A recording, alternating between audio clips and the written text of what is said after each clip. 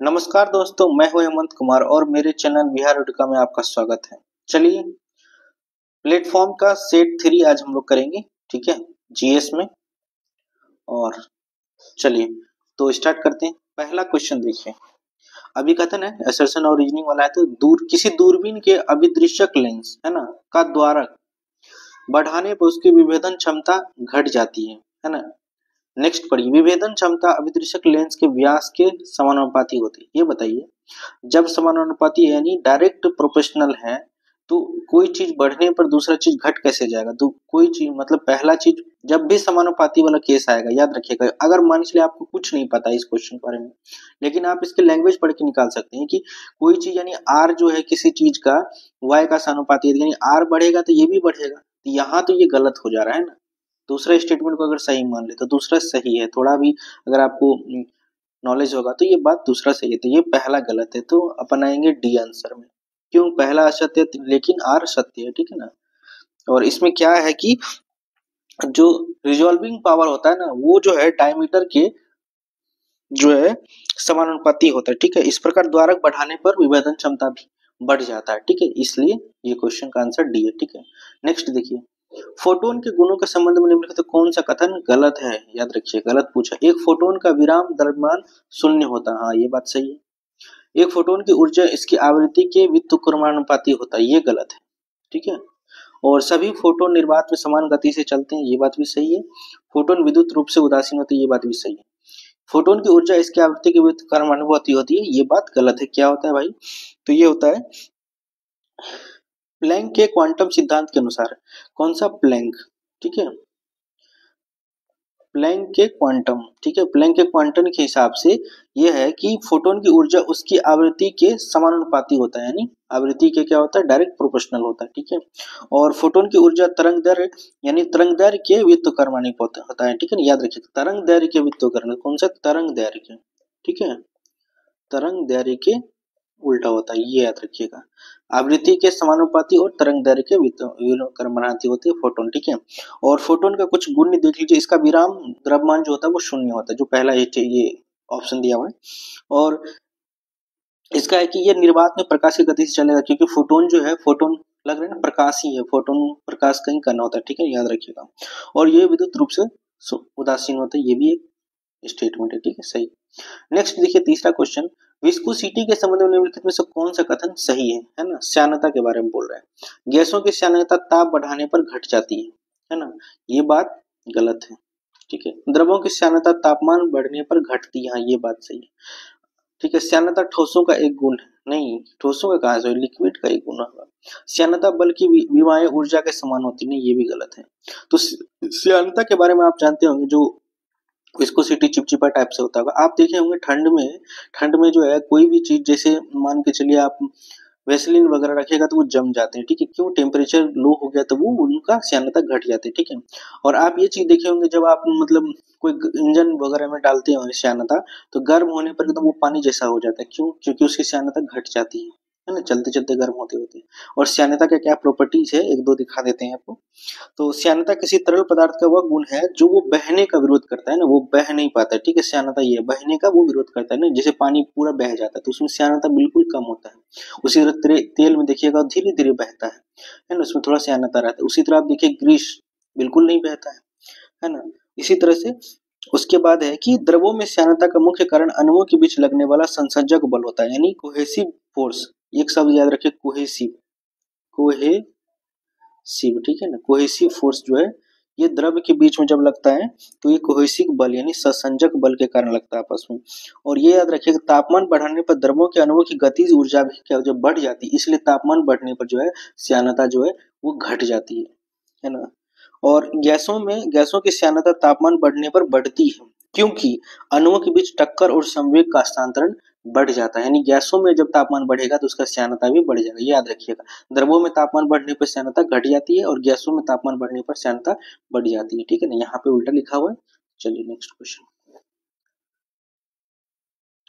Next question चौथा देखिए, नियम है और संबंधित संरक्षण का नियम। तो किरचॉफ का संधि नियम, किरचॉफ का लूप नियम, लेंज का नियम और न्यूटन का द्वितीय नियम। तो न्यूटन का द्वितीय नियम तो पहले ही आपको पता चल रहा है कि ये जो है आपका देखिए डी का आंसर खोजिए, डी का आंसर देखिए आपका थर्ड है या नहीं। देखिए रैखिक संवेग संरक्षण, ये लगा, ये तो यहाँ आ ही जाएगा, ठीक है। उसके बाद किरचॉफ का संधि नियम जो है ये आपका आवेश संरक्षण का नियम है, ठीक है ना। और किरचॉफ का लूप नियम जो है ये ऊर्जा संरक्षण से रिलेटेड है। उसका लेंज का नियम जो है आपका सी का देखिए पांचवा, तो ये ऊर्जा संरक्षण का नियम है, ये भी ऊर्जा संरक्षण से जुड़ा हुआ है, ठीक है ना। थोड़ा इनके बारे में डिटेल्स देखना है। देखिए किरचॉफ का संधि नियम आवेग संरक्षण से जुड़ा हुआ है। यह नियम बताता है किसी जंक्शन पर आने वाले कुल आवेश बाहर जाने वाले कुल आवेश के बराबर होता है, ठीक है ना। इसीलिए आवेश संरक्षण के सिद्धांत पर आधारित है। किरचॉफ का लूप नियम यह बताता है ऊर्जा संरक्षण। याद रखिए किसी बंद परिपथ में, बंद परिपथ मतलब जो वो क्या बोलते हैं क्लोज सर्किट में कुल विभवांतर का योग शून्य होता है ना, यह ऊर्जा संरक्षण के सिद्धांत को दर्शाता है। लेंज का नियम ऊर्जा संरक्षण से ही जुड़ा हुआ है और लेंज का नियम यह बताता है कि प्रेरित धारा उस दिशा में उत्पन्न होती है जो मूल परिवर्तन का विरोध करती है। यह ऊर्जा संरक्षण का ही एक परिणाम है, ठीक है ना। और न्यूटन का द्वितीय नियम तो संवेग संरक्षण, रैखिक ना भी लगाएगा तब भी आप मार देंगे, ठीक है ना। चलिए नेक्स्ट है परिप्रेक्ष्य गति यानी प्रोजेक्टाइल मोशन में उच्चतम बिंदु पर क्या सत्य है। वेग और त्वरण दोनों शून्य होते नहीं, वेग शून्य होता है लेकिन त्वरण शून्य नहीं होता है ना। वेग का ऊर्ध्वाधर घटक शून्य हो जाता है, हाँ ये बात सही है। प्रोजेक्ट मोशन में क्या होता है, यहाँ से हम किसी चीज को फेंकते हैं और ऐसे करके जाके एक दिशा एक इक्विलिब्रियम मतलब हाईएस्ट बिंदु पे जाके नीचे उतरने लगता है, ठीक है। इसी को प्रोजेक्टाइल मोशन बोलते हैं। तो जब यहाँ पे हाईएस्ट पीक पे होता है तो यहाँ वेग जो है ना ये शून्य हो जाता है, ठीक है ना, ये याद रखिए। फिर यहाँ से फिर घटने लगता है, यहाँ से वेग बढ़ता होगा फिर यहाँ से घटने लगता होगा, तो यही है, ठीक है। नेक्स्ट देखिए 6 नाभिकीय विखंडन या न्यूक्लियर फ्यूजन के संबंध में निम्नलिखित में से कौन सा कथन गलत है ना। ये फ्यूजन का बात कर रहे हैं ना कि संलयन का, ठीक है ना, सॉरी फ्यूजन का बात कर रहे हैं, विखंडन का। इसमें भारी नाभिक दो हल्के नाभिकों में टूटता नहीं, ये दो, हाँ ये बात सही है, हल्के में टूटता, ठीक है ना। गलत पूछा है ना तो ये बात सही है, ठीक है ना। और एक श्रृंखला विक्रिया का जन्म देता है, ये बात भी सही है। इस प्रक्रिया में ऊर्जा मुक्त होती है, ये भी सही है। ये सूर्य और तारों में नहीं, सूर्य और तारों में नाभिकीय संलयन, याद रखिएगा संलयन, संलयन, ठीक है, संलयन, ठीक है, फ्यूजन, ये याद रखिएगा, ठीक है ना। चलिए तो ये गलत हो गया, तो आंसर डी है इसका। नेक्स्ट देखिए एक पूर्णतः दृढ़ पिंड परफेक्टली रिजिड बॉडी के लिए यंग का प्रत्यास्थता का नियम, ये यंग साइंटिस्ट उसका प्रत्यास्थता का गुणांक यंग मॉड्यूल्स क्या कहता है, शून्य एक अनंत, तो ये अनंत होता है, ठीक है ना, याद रखिएगा। प्रत्यास्थता क्या हो जाता है, एक अनंत हो जाता है। किसी ग्रह की सतह से पलायन वेग यानी एस्केप वेलोसिटी निर्भर नहीं करता, किस पर नहीं, ग्रह के द्रव्यमान पर, ग्रह की त्रिज्या पर, प्रक्षेपित वस्तु के द्रव्यमान पर, ये याद रखिएगा, इस पर निर्भर नहीं करता है, याद रखिएगा। हम कोई भी वस्तु कितना भी वजन का फेंक सकते हैं उनका, लेकिन एक निश्चित जो है वेग होना चाहिए, उससे अधिक वेग मतलब होगा तो वो एकदम अनंत में चला जाएगा, पलायन कर जाएगा, वो वापस कभी जमीन पर नहीं आएगा। ये ग्रह के द्रव्यमान पर डिपेंड करता है, ग्रह की त्रिज्या पर भी डिपेंड करता है, लेकिन जिसको फेंक रहे हैं वस्तु के लिए ये सत्य नहीं है, ठीक है, याद रखिए। अभिकथन देखिए परम शून्य एब्सोल्यूट जीरो तापमान पर गैसों की गतिज ऊर्जा शून्य हो जाती है। परम शून्य पर तापमान 0 केल्विन या -273.15 डिग्री सेल्सियस होता है। परम शून्य पर तापमान 0 केल्विन या इतना होता है, हाँ तो यही वजह रहा होगा। एक बार साथ में पढ़िए, परम शून्य तापमान पर गैसों की गतिज ऊर्जा शून्य हो जाती है क्योंकि परम शून्य पर तापमान 0 केल्विन या 273 केल्विन होता है, हाँ इसीलिए इसके वजह से ही तो ये होता है, ठीक है ना, तो ये पहला आंसर सही है, ठीक है ना। कोलाइड के बारे में निम्नलिखित में से कौन सा कथन असत्य है, तो परिक्षिप्त अपरावस्था के कणों का आकार 1 नैनोमीटर से 1000 नैनोमीटर के बीच होता है, ये बात सही है। ये प्रकाश का परिकिरण करते हैं, हाँ कोलाइडल परिकिरण करते हैं तभी तो आप टिंडन प्रभाव पढ़े होंगे, पिछला क्वेश्चन में टिंडन प्रभाव आप देखे हैं ना। वे एक विषमांगी मिश्रण, हाँ यही वाला क्वेश्चन पूछा था उसमें बोला था कि ये जो कोलाइडल होता है ना समांगी विष्टन होता नहीं है, विषमांगी होता है, ठीक है ना, ये बात सही है। द्रव में ठोस के कोलाइडल विलयन के पायस कहा जाता नहीं, ये बात गलत है, ठीक है ना। द्रव में ठोस के कोलाइडल विलयन को पायस नहीं कहा जाता है, क्या कहा जाता है, एक सेकंड, ये आपका कोलाइडल के बारे में, ये द्रव में ठोस के कोलाइडल विलयन को सोल कहा जाता है, सोल, ये एक शब्द याद रखिएगा, सोल, ठीक है, सोल, ठीक है। और पायस जो है एक ऐसा कोलाइडल होता है जिसमें प्रक्षिप्त प्रावस्था और परिक्षेपण माध्यम दोनों ही द्रव जैसे दूध है ना, जो मिला है वो और जो उसमें है दोनों में क्या हो जाता है, वो लिक्विड ही होता है, द्रव्य होता है, पायस, यानी जैसे दूध जो है एक पायस का एग्जाम्पल है, ठीक है ना, याद रखिए।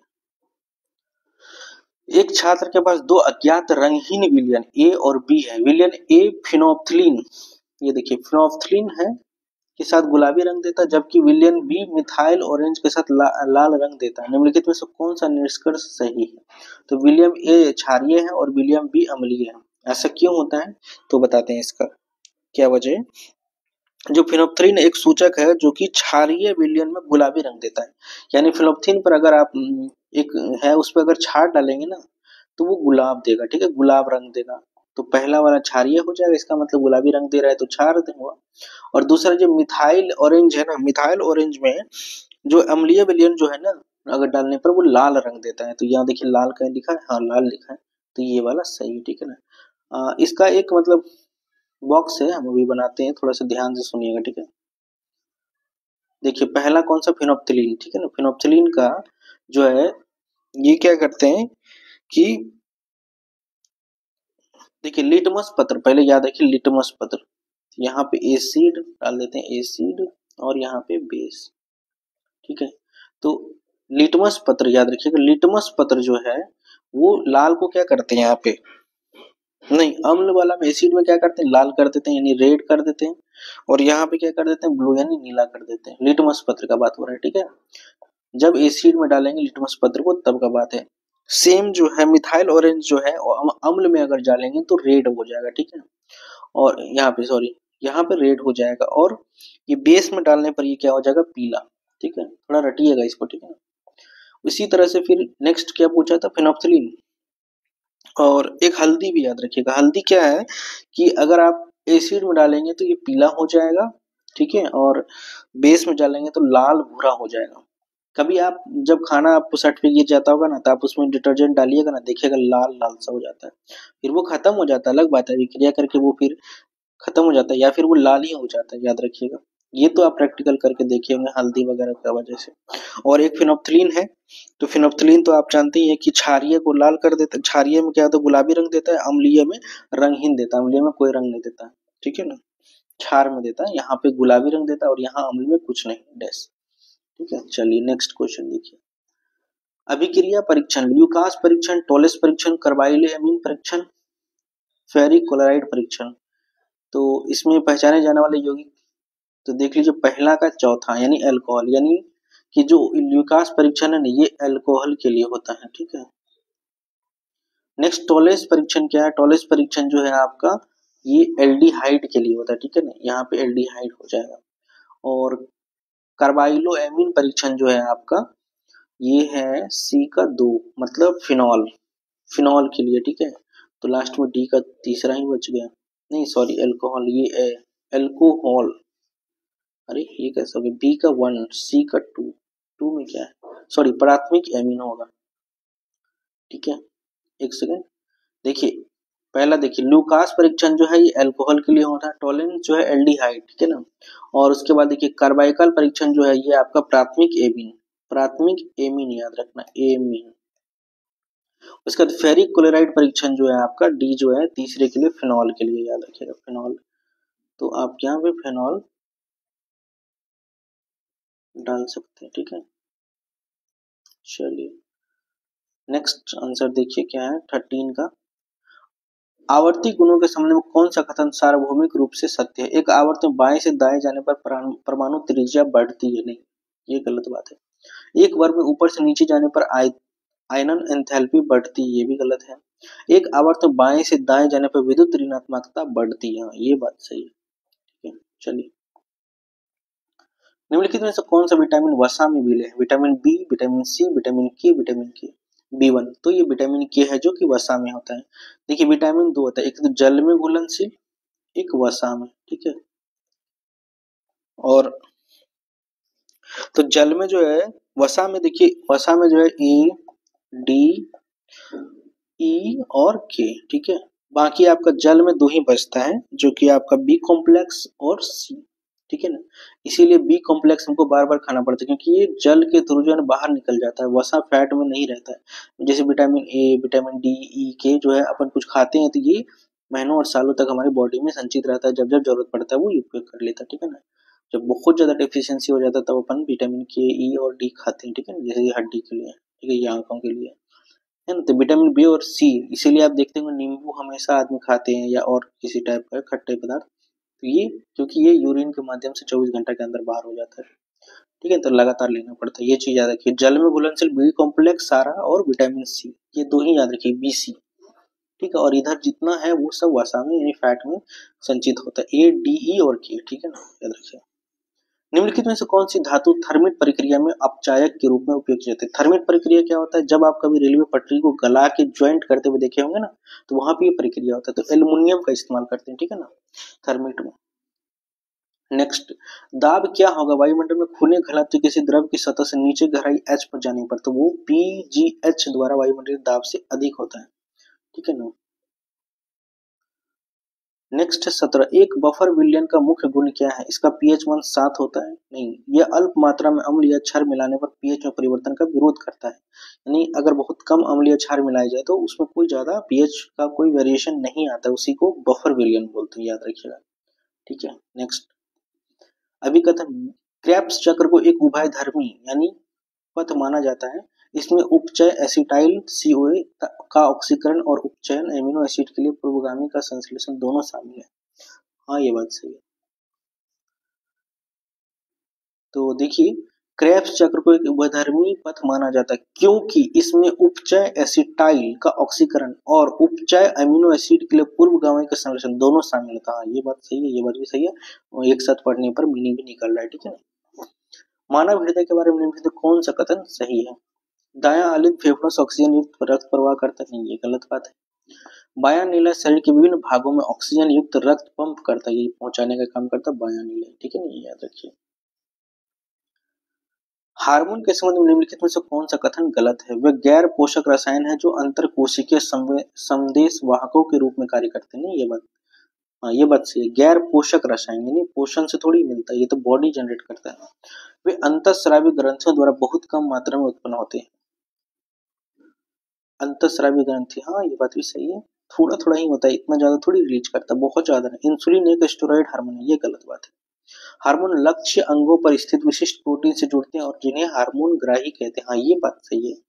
ये गलत क्यों है? इंसुलिन एक स्टेरॉइड हार्मोन नहीं है, इंसुलिन जो है ये एक पेप्टाइड हार्मोन है। क्या है? पेप्टाइड, ये याद रखिए, पेप्टाइड, ठीक है, ये याद रखिए।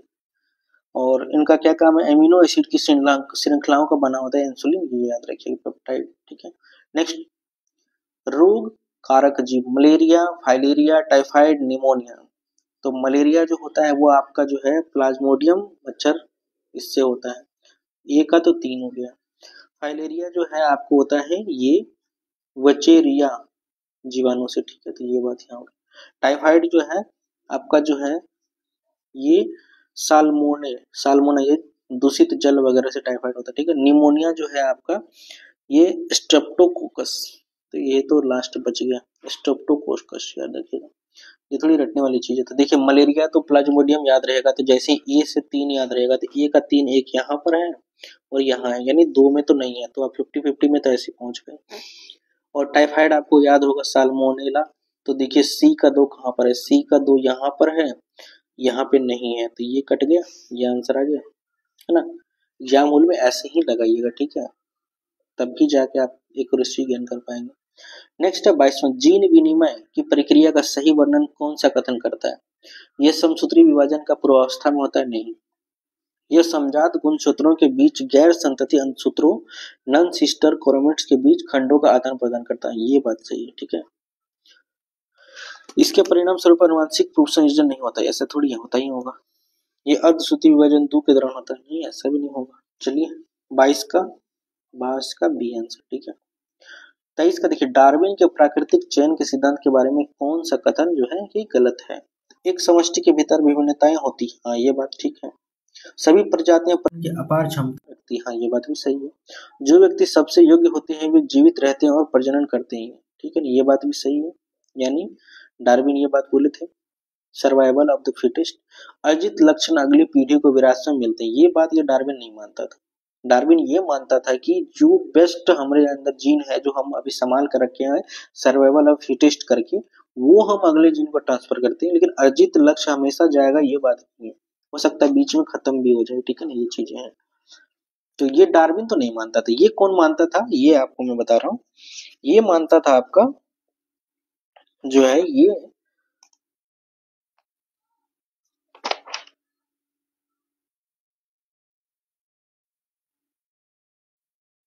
ये लेमार्कवाद है। कहा गया लेमार्कवाद, लेमार्क, ठीक है। ये लेमार्कवादियों ने मानता था कि जो अभी हम अर्जित किए हैं वो अगली पीढ़ी में तो जाएगा ही जाएगा, ठीक है ना, याद है। डार्विन जो है बेसिकली विकासवाद है ना, डार्विन का विकासवाद, प्राकृतिक चयन, जो नेचर में वही रह पाएगा जो सर्वश्रेष्ठ है।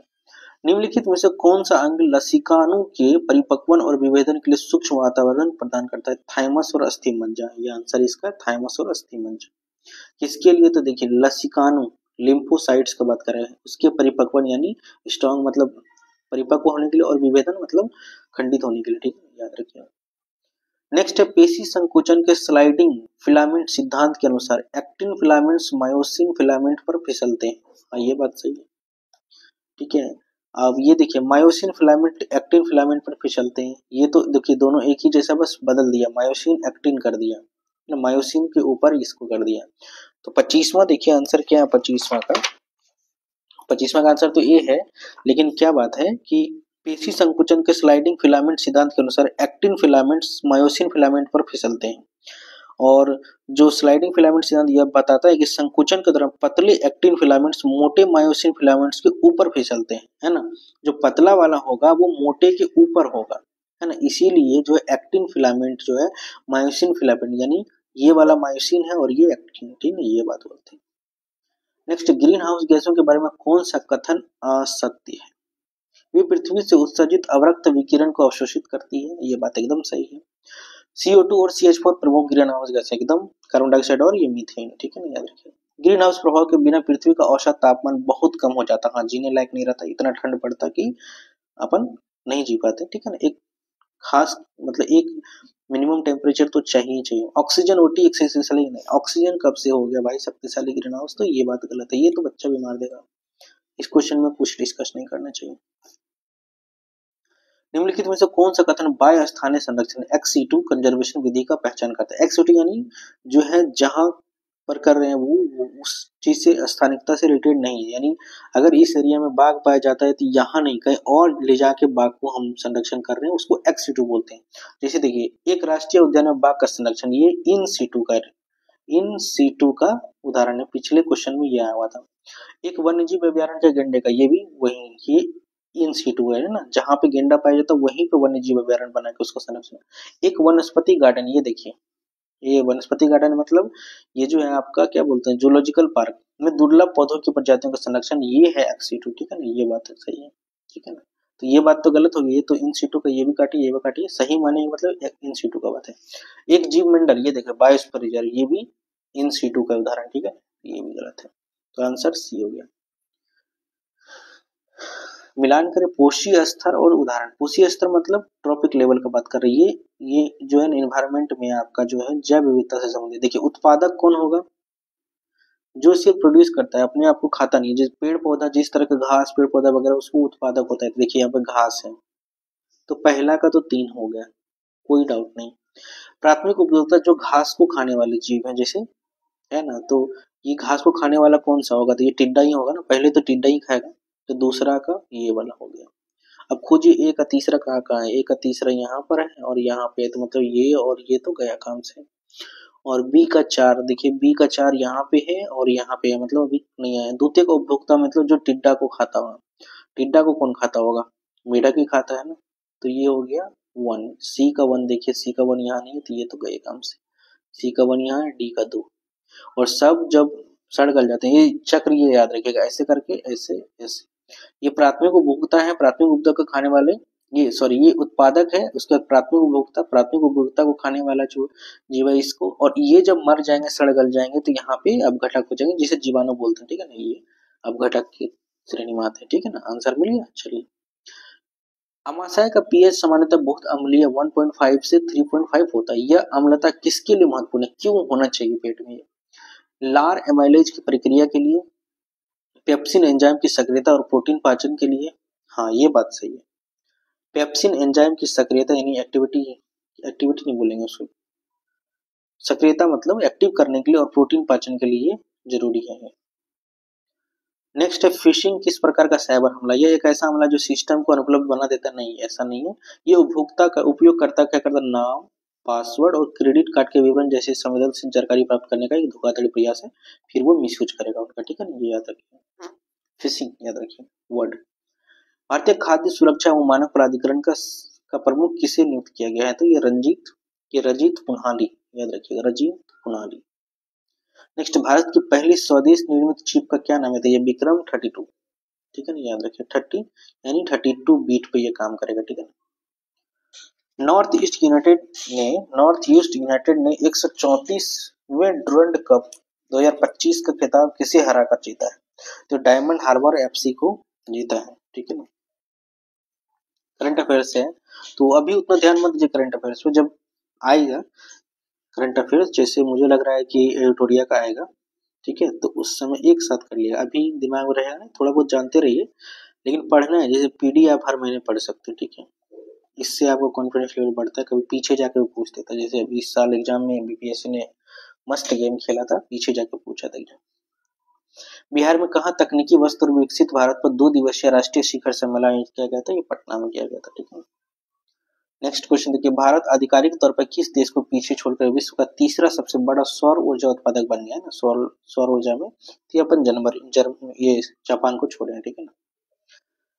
22 अगस्त 2025 को भारत के प्रधानमंत्री नरेंद्र मोदी ने बिहार के गया जी में लगभग कितने करोड़ मूल्य की विकास परियोजना का शुभारंभ किया था? 1300 करोड़ का, ठीक है, 13,000, सॉरी 1300 नहीं।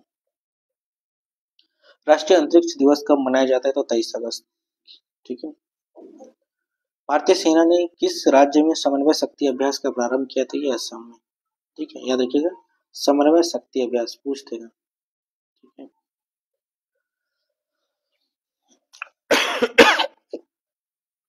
भारत सरकार ने promotional and regulation of online gaming bill 2025 के किस प्रकार की गेमिंग को पूर्णतः प्रतिबंध लगाया है? तो ये है रियल मनी गेमिंग, है ना, ड्रीम 11 ये सब गया हुआ, टाटा बाय बाय, खत्म, टाटा बाय बाय।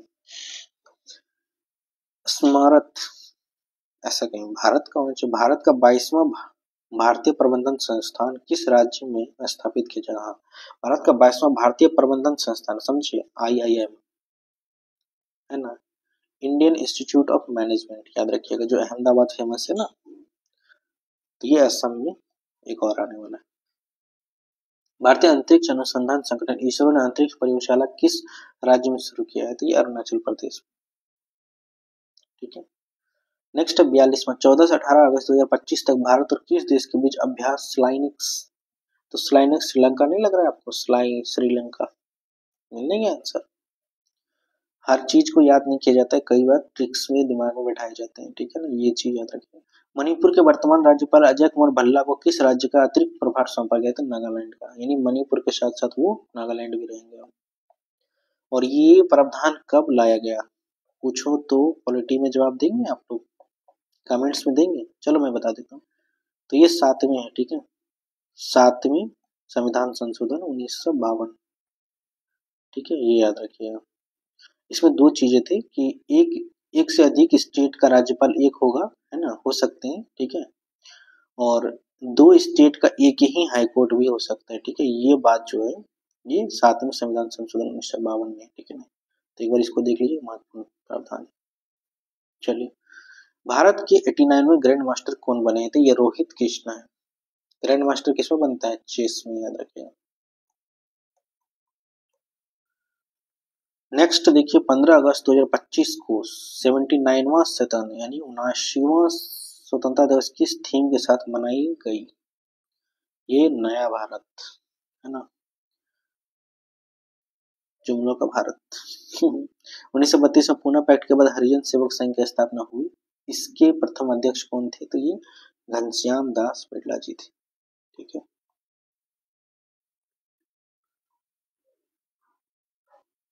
भारतीय संविधान का कौन सा भाग पंचायत राज व्यवस्था यानी पंचायती राज व्यवस्था से संबंधित है? तो ये भाग 9। ठीक है।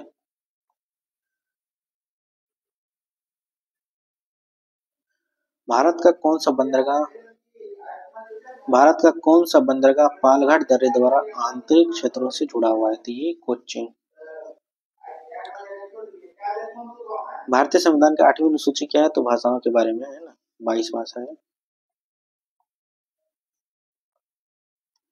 निम्नलिखित में से किसे लोकतंत्र की प्रथम पाठशाला माना जाता है? स्थानीय स्वशासन, है ना। ये देखो, अगर आपको इलेक्शन जीतना है और लड़ना है, क्या मुद्दे हो सकते हैं, कितने आपसे दुश्मनी का बदला लिया जाएगा, ये पंचायती इलेक्शन में पता चल जाएगा। ठीक है, आइए कभी लड़के देखिए। निम्नलिखित में से कौन सा भारत की संविधान सभा के संवैधानिक सलाहकार थे? तो ये BN राव जी थे। ठीक है। नेक्स्ट क्वेश्चन है, वर्धा में सत्याग्रह आश्रम को किसने स्थापित किया था? ये तो महात्मा गांधी है ना। इससे ही पकड़ लेंगे, ये क्यों होगा भाई। शिक्षा का अधिकार अधिनियम 2019 अस्तित्व में आया था 1 अप्रैल 2010 से। ठीक है ना, नोटिफाई हो गया होगा इस समय। ठीक है, यानी अधिसूचना जारी हुआ होगा। नेक्स्ट देखिए, निम्नलिखित में से कौन सा एक सही सम्मिलित नहीं यानी कि गलत चुनना है? Abul Kalam Azad the guilty man of India's partition, ये बताओ ये किसका था? तो ये बात तो गलत है, यानी BR अम्बेडकर मूक नायक पत्रिका था उनका। Lala Lajpat Rai unhappy India, Valentine सिरोल Indian unrest. तो ये 54वां किसका था? यानी कि ये राम मनोहर लोहिया, ये याद रखिएगा, ये मुझे भी थोड़ा सा, राम मनोहर लोहिया। ठीक है, मनोहर। ठीक है,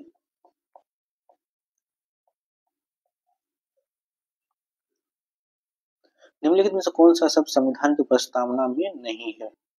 तो बंधुत्व तो है, व्यक्ति की गरिमा भी है, न्याय भी है, संघीय कहाँ पर, कहीं फेडरल सिस्टम का बात है। 3 तरह का न्याय है। ठीक है, 3 तरह का न्याय कौन सा है? सामाजिक, आर्थिक, राजनीतिक, है ना। ठीक है, निम्नलिखित को सम्मिलित कीजिए, मिलान करें। लैला मजनू, अकबरनामा, बादशाह तक तहकीक ए हिंद। तो अकबरनामा पता है, अबुल फजल ही होगा ना। तो भाई बी का तो 1 होगा ही है, अब ढूंढो बी का 1 कहाँ कहाँ नहीं है। हाँ भी नहीं है, तो ये तो भाई खाना, तो यानी तो आंसर तो आ गया, लेकिन फिर भी देख लो।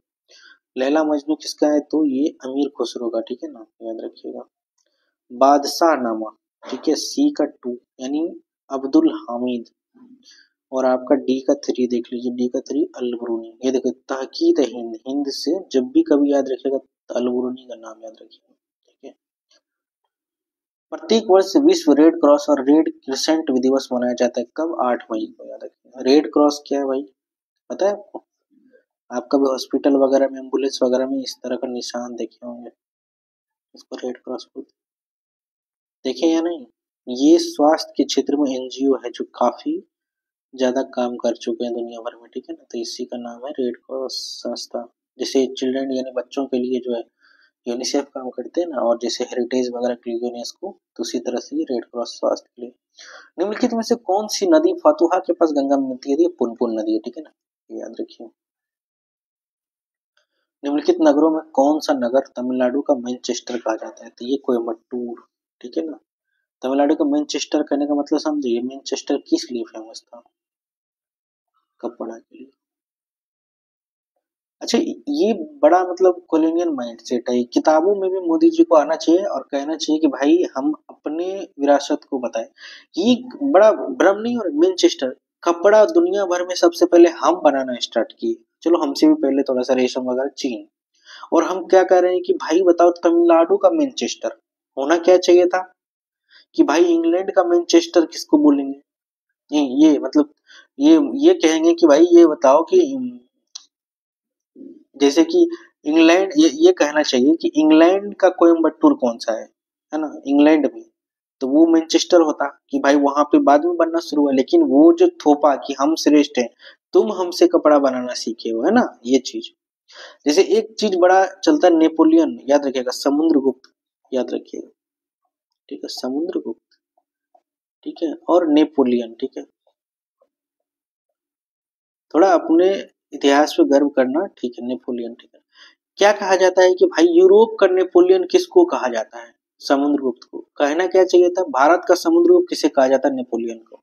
ये ना होना चाहिए, पहले ये दुनिया में आई, ये एक जो है कि परचम लहराया है ना, बाद में नेपोलियन है, नेपोलियन का टाइम लेने बाद में। तो बोलना क्या चाहिए था कि जो है भारत का समुद्रगुप्त किसे कहा जाता है, वहां के बच्चों को पढ़ाना चाहिए था नेपोलियन को। हम क्या पढ़ते हैं, यूरोप का नेपोलियन किसे कहा जाता है, तो वो समुद्रगुप्त को।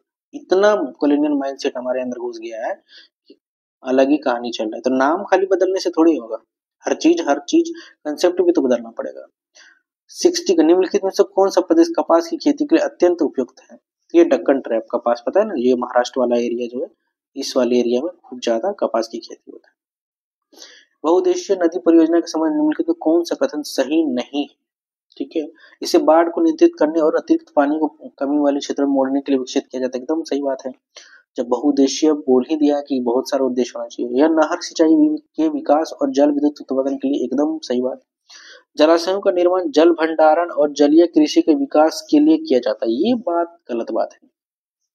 नहर निकालते हैं सिर्फ वहां पे जल भंडार करने के लिए करते हैं, और जलीय कृषि के लिए बनाएंगे तो एक दिन बांध ही टूट जाएगा, इसको निकालना भी जरूरी है। इसमें कभी देखिएगा इसमें जलीय कृषि नहीं होता, क्योंकि वो चलता पानी रहता है ना, ठीक है, ये याद रखिएगा।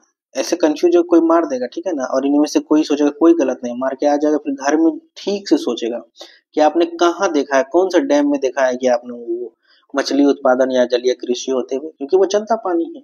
आज जमा है कल छोड़ देंगे।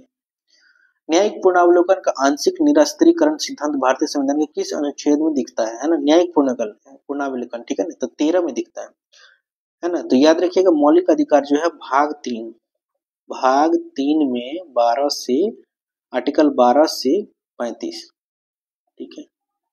ये बताइए 12 क्या कहता है? 12 कहता है कि राज्य क्या होगा, है ना।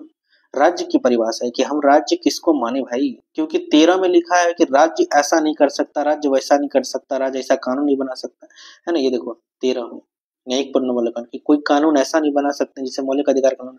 तो पहले ये तो बताओ भाई कि राज्य है क्या? तो 12 में राज्य की परिभाषा दिया हुआ है कि राज्य का मतलब होगा कि सेंटर का संघीय न्यायालय, संघीय कार्यपालिका, संघीय विधायिका, फिर राज्य का विधायिका, राज्य का कार्यपालिका, फिर पंचायती राज, ये सब मानेंगे। या सरकार, ऐसा जो सरकार के से फंडित कोई संस्था हो, सबको हम राज्य मानेंगे, है ना। यहाँ पे ये बात है, याद रखिए। पॉलिटी पढ़े होंगे तो मजा तो आया ही होगा।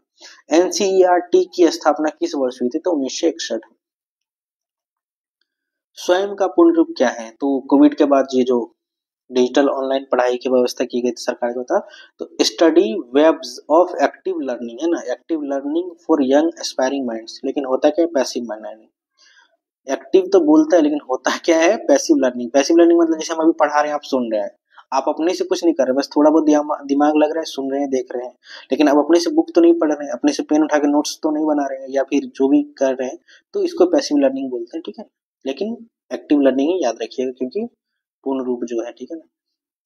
निम्नलिखित में से कौन से देश यूक्रेन के साथ अपनी सीमा साझा करते हैं, ठीक है ना। तो ये सब करते हैं, मोल्दोवा, बेलारूस, रोमानिया, स्लोवाकिया, सब करते हैं, ठीक है ना।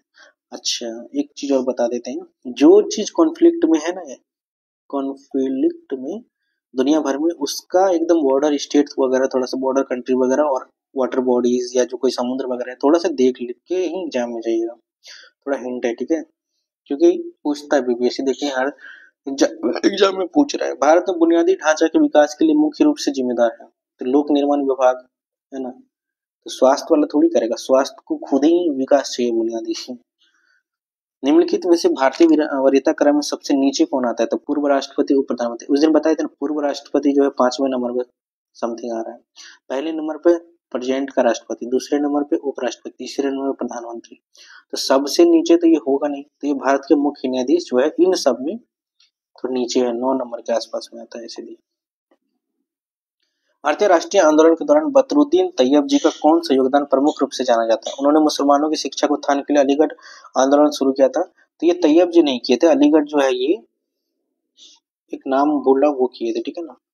और उन्होंने 1929 में लाहौर अधिवेशन का अध्यक्षता नहीं, ये तो जो है अपना नेहरू जी किए थे। वे फॉरवर्ड ब्लॉक के संस्थापक थे नहीं, ये तो अपन कहते हैं बॉस जी थे, चंद्रशेखर। सॉरी चंद्रशेखर नहीं, सुभाष चंद्र बोस जी थे।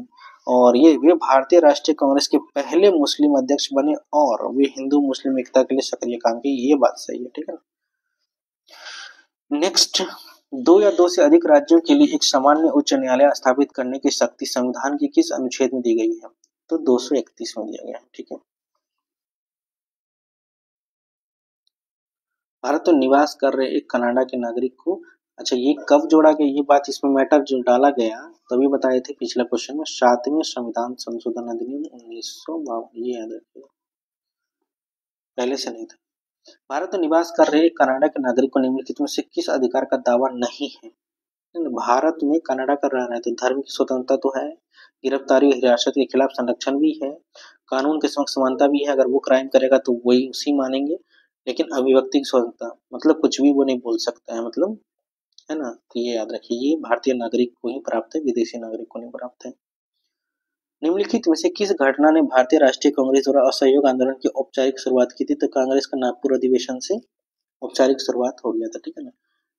बेसिकली घटना पूछा है तो कंफ्यूज नहीं होना है, घटना तो ये था रॉलेट एक्ट का विरोध जो हुआ था उस टाइम, ठीक है ना, लेकिन कह रहा औपचारिक शुरुआत हो गया था तो उससे जस्ट पहले वाली ये बात थी, ठीक है ना,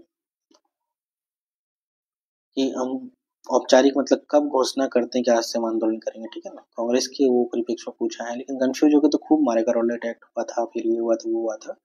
भारतीय इतिहास के संदर्भ में निम्नलिखित कथनों पर विचार कीजिए। डचों ने गजपति शासकों द्वारा दी गई भूमि पर पूर्वी तट पर अपने कारखाने गोदाम स्थापित किए, ये बात तो गजपति शासक थोड़ी था, अलग शासक था। अल्फांसो डी अल्बुकर ने बीजापुर सुल्तानात से गोवा छीन लिया था, ये बात ठीक है। विजयनगरम साम्राज्य के एक प्रतिनिधि से पट्टे पर ली गई जमीन पर मद्रास में कारखाना स्थापित किया, तो ये बात भी सही है। तो ये देखिए 2 और 3 कहाँ पे सही है, तो डी आंसर सही है, ठीक है। मुगल काल में निम्नलिखित में से कौन सी शाही परिवार की आवश्यकताओं की पूर्ति करता था? तो मीर समा एक संस्था होता था, वो सारा चीज देखता था, है ना। अशोक के किस शिलालेख में कलिंग, तो ये 13वां शिलालेख याद रखिएगा, 13वां, ठीक है। निम्नलिखित में से कौन सा विकल्प मुगल वंशजदारी प्रथा के बारे में है, सही नहीं है, ठीक है। देखिए मुगल मनसबदारी प्रथा, तो ये इन्हें हस्तांतरित नहीं किया, एकदम किया जा सकता था, ठीक है, तो ये बात गलत है।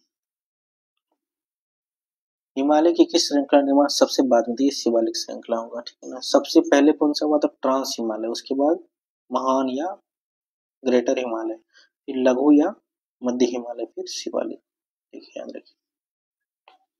कौन सी नदी अरब सागर में मिलती है? तो नर्मदा। देखिए यमुना कहाँ मिलता है? ये तो जाके गंगा नदी में मिल जाती है, सॉरी, ठीक है। ये देखिए महानदी, गोदावरी, सब तो इधर ही जा रहा है, ये किधर जा रहा है? तो नर्मदा और ताप्ती इधर वेस्ट फ्लोइंग है, ठीक है ना।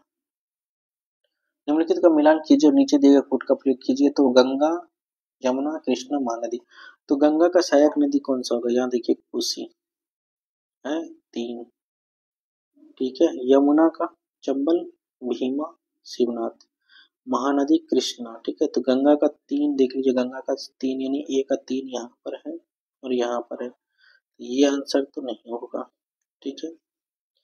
यमुना का चंबल देख लीजिए, चंबल वाला एरिया, ठीक है। तो बी का 1 देख लीजिए कहाँ पर है, यहाँ पर है और यहाँ पे नहीं, तो आंसर तो सी आ गया, यानी कि जो है कृष्णा जो है भीमा जो है कृष्णा का सहायक नदी है और महानदी जो है शिवनाथ, ठीक है, याद रखिएगा। ये प्रैक्टिस सेट है, हम पढ़ा मतलब ये हम चैप्टर नहीं करवा रहे हैं, ठीक है ना, सिर्फ आंसर और सॉल्यूशन थोड़े बहुत बता रहे हैं, ताकि ये प्रैक्टिस है। आप सब्जेक्ट वाइज पढ़ना स्टार्ट कर दीजिए, पढ़ते ही पढ़े ही होंगे तभी क्वेश्चन लगाने आए होंगे, तो ये प्रैक्टिस सेट के नाम से है, तो मैं वही कर रहा हूँ।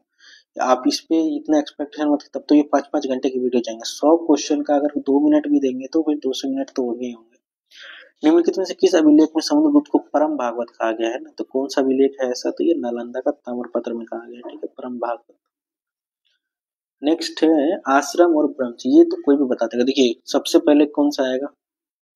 ये देखिए गृहस्थ 1 से 25 साल, कहाँ गया? नहीं, गृहस्थ 25 से 85, देखिए 2, तो 2 का 2 देख लीजिए कहाँ पर, यहाँ पर नहीं है, यहाँ पर ही है, तो एक तो आंसर ऐसे भी आ गया। संन्यास होगा 75 से 100, तो देखिए 4 का 4 यहीं पे है, तो 1 2 3 तो ये तो सब मिला ही है। ब्रह्मचर्य देख लीजिए, जन्म से 25 वर्ष तक बोला ब्रह्मचर्य रहने के लिए, ठीक है ना। अब टिकटॉक और ये शॉर्ट्स के जमाने में कोई ब्रह्मचर्य रह नहीं सकता। लोथल किस नदी के किनारे स्थित है? ये भोगवा नदी के किनारे, याद रखिएगा। लोथल, लोथल कौन सा है? पोर्ट सिटी है हड़प्पा काल का, पोर्ट सिटी। पत्तन, जातक पवित्र ग्रंथ है बौद्धों का, ठीक है ना। जातक कथा खूब पढ़े होंगे, है ना। एलोरा अजंता की गुफाओं में जातक कथा का पूरा एकदम वर्णन मिलता है। भारत का राष्ट्रीय जलीय जीव कौन से है? तो गंगा का डॉल्फिन, ठीक है ना, याद रखिएगा। ये क्वेश्चन, एक क्वेश्चन पूछ रहा हूँ, आप लोग बताइए ये गंगा का डॉल्फिन जलीय जो राष्ट्रीय जलीय जो जीव बना गया है, कब बना है, ठीक है ना। आप 83 का आंसर कमेंट में दीजिएगा, देखते हैं कौन कौन कमेंट करता है, ठीक है। चलिए नेक्स्ट क्वेश्चन देखिए, कर्क रेखा से निम्नलिखित किस राज्य से गुजरती है? ये देखिए झारखंड, है ना। आपको याद होगा 17वीं का जब सेकंड एग्जाम हुआ था 4 जनवरी को, तो उसमें दे दिया था बिहार, है ना। तो बहुत मजाक बनाया गया था उसमें, याद रखिएगा। ये झारखंड उस, तो जब बिहार उस समय दिया था तो पुराना क्वेश्चन वो चेप दिया, एकदम चेंज भी नहीं किया, प्रूफ रीडिंग भी नहीं किया। बताइए कितना एकदम मक्कार है यूपीएससी, कभी कभी मतलब आश्चर्य लगता है। तो ठीक है ना, तो झारखंड तो है ही, मध्य प्रदेश भी है, क्या बोले कर्क रेखा से, है ना, ठीक है। महाराष्ट्र, मध्य प्रदेश, त्रिपुरा और मिजोरम, ठीक है। ये देखिए ऑप्शन में सब जगह त्रिपुरा मिजोरम आ रहा है, त्रिपुरा मिजोरम आ रहा है। एक देखिए मणिपुर, यहाँ पे ये काट सकते हैं, यहाँ पे आप जो है, ठीक है। ये देखिए झारखंड, मध्य प्रदेश और त्रिपुरा मिजोरम, ये याद रखिए, ठीक है। आंध्र प्रदेश कभी हो सकता है, कितना नीचे है बताइए। ये देखिए गुजरात राजस्थान तो है ही है, ये मणिपुर यहाँ पे काट सकते हैं, ठीक है। मंत्रिपरिषद के संबंध में कौन सा कहता है? मंत्रिपरिषद का प्रधान प्रधानमंत्री होता है, एकदम बात सही है, तभी तो प्रधानमंत्री बोलते हैं उसको। मंत्रिपरिषद के सदस्यों को संसद का सदस्य होना आवश्यक है, ये एक मर्तबा है, लेकिन बिना बने भी हो सकते हैं। देखते हैं आंसर क्या आता है। राष्ट्रपति द्वारा प्रधानमंत्री के परामर्श पर मंत्रियों की नियुक्ति की जाती है। हाँ, ये प्रधानमंत्री जिसको बोलेंगे उसे वो करेंगे, क्योंकि सरकार उन्हीं को चलाना है। यदि कोई, यानी एक सही है तो एक जहां पर नहीं सब में एक है, यानी तीसरा सही, तीसरा जहां नहीं यहाँ नहीं है और यहाँ नहीं है, तो दो ऑप्शन एलिमिनेट हो गया, 1/2 आ गया। अब देखिए, यदि कोई व्यक्ति संसद का सदस्य नहीं होने पर मंत्री के रूप में नियुक्त किया जाता है तो उन्हें 6 माह के अंदर संसद सदस्यता ग्रहण करना आवश्यक है, ये बात भी सही है, यानी चौथा भी सही है। ये बताइए, इधर कहीं चौथा दिख रहा है तो यानी सब सही है, ये बात भी सही है, ठीक है ना। ये स्टेटमेंट होना आवश्यक है, सीधा सिंपल पूछा। अगर ये पूछता है कि बिना संसद सदस्य हुए आप मंत्री नहीं बन सकते, तो वो स्टेटमेंट एकदम याद रखिए गलत है। बिना मतलब संसद सदस्य का हुए बिना मंत्री 6 महीने तक आप रह सकते हैं, और उन 6 महीने में किए गए कार्य भी इनवैलिड नहीं होगा, अवैध नहीं होगा, वैध ही होगा, ठीक है, याद रखिएगा। इसी का न फायदा उठा के जब देखते होंगे कि प्रधानमंत्री मर गया तो उसका बेटा एकदम प्रधानमंत्री बन जाता है, बाद में सदस्यता ग्रहण किया जाता है, इलेक्शन लड़ाया जाता है या फिर नॉमिनेशन किया जाता है ना, ये चीज देखिए होंगे ना।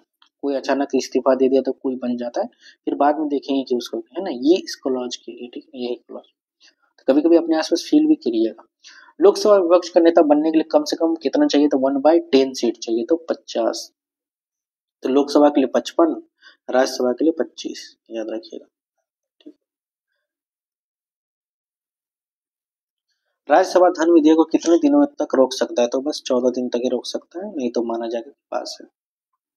सुब्रतो कप निम्नलिखित में से किससे संबंधित है? फुटबॉल से संबंधित है, ठीक है ना, याद रखिएगा। नेक्स्ट, मुद्रा का प्राथमिक कार्य क्या है? विनिमय का माध्यम, ये तो है ही, और मूल्य का मापक भी करता है ना, याद रखिएगा। तो ए और बी दोनों है। अब आप बोलिएगा कि यही एक है, तो बिना इसके मापक के आप ये कैसे कर लोगे? तो ये दोनों, ये दिमाग लगाइए, जो क्वेश्चन पूछा है वो आपसे क्या एक्सपेक्ट करना चाह रहे हैं ना।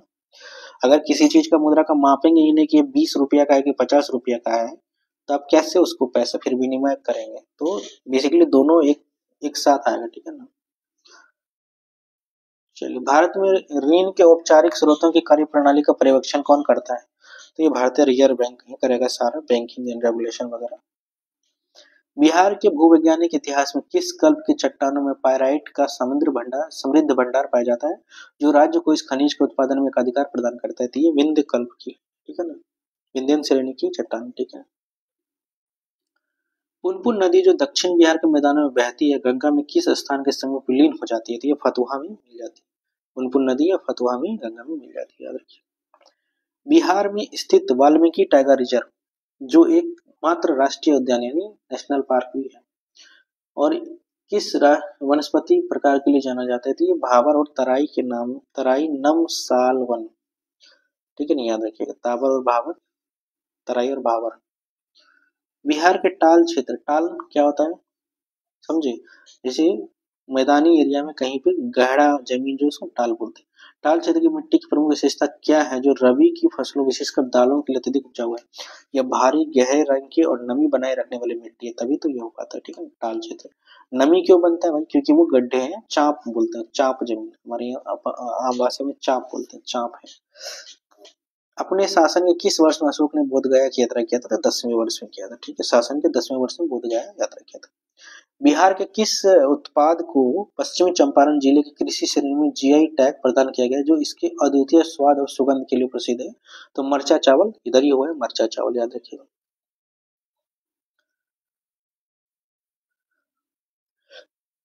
बिहार में स्थापित की जा रही ग्रीनफील्ड एथेनॉल उत्पादन इकाइयों का प्राथमिक कच्चा माल क्या है? ग्रीनफील्ड मतलब समझे एकदम नया नया, नया नहीं स्थापित हुआ है एथेनॉल प्लांट। तो केवल कपास, जूट और गेहूं, मक्का और टूटे चावल। ये देखिए मक्का अपने बिहार में ज्यादा होता है, ठीक है ना। कपास कहाँ से लाएंगे, अपने यहाँ कपास होता है तो ये तो पहले ही काट दो। जूट और गेहूं, ये जूट से कब से एथेनॉल बनने लगा था, ये तो कहानी खत्म है। चना और गेहूं, तो भाई ये दाल तो अपनी दाल में तो निर्भर बनना है, तो चना से इथेनॉल बनाएंगे, मैंने इतना किस्म मतलब सरकार का बुद्धि भ्रष्ट हुआ है। तो ये हरिया की यही आंसर मारेगी। कभी अपना लॉजिक पे लगाइएगा, हर क्वेश्चन जो है ना पढ़े हुए हैं तो ये जरूरी नहीं है। 100 क्वेश्चन आएगा तो सब क्वेश्चन आप पढ़े हुए रहिएगा, किताब कॉपी से आएगा कि कभी कभी कॉमन सेंस से भी आएगा, ये भी तो देखिए। 1857 के विद्रोह के दौरान बिहार में बदानापुर छावनी के सैनिकों ने किसके नेतृत्व में विद्रोह किया था? तो ये कुंवर सिंह के नेतृत्व में किया था, ठीक है। नेक्स्ट, मंगल पांडे बैरकपुर छावनी, ये याद रखिएगा, ठीक है ना। चंपारण कृषि अधिनियम, चंपारण एग्रेरियन एक्ट किस वर्ष पारित किया गया जिसने 3 कठिया प्रणाली को समाप्त कर दिया था? 1918 में, ठीक है ना।